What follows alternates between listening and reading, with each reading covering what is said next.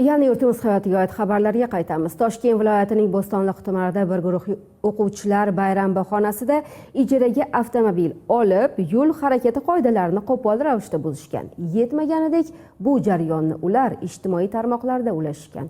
Holat ichki ishlar organlari tomonidan nazoratga olinib, huquqbuzarlarga nisbatan qonuniy chora ko'rildi.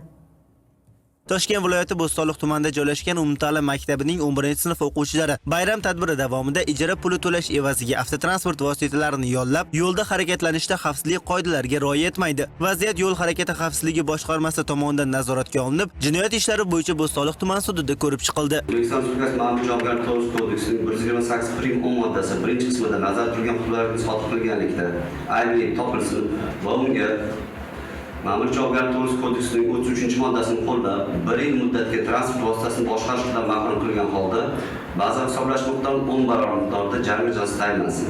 Shuningdek, sud jarayonida ushbu qoidabuzarlik ishtirokchilariga qilgan qilmishlari nimalarga sabab bo'lishi mumkinligi tushuntirildi. Shu o'z maktab o'quvchilari bizga sal borib kelaylik, xursandchilik qilaylik deb chaqiruvdi.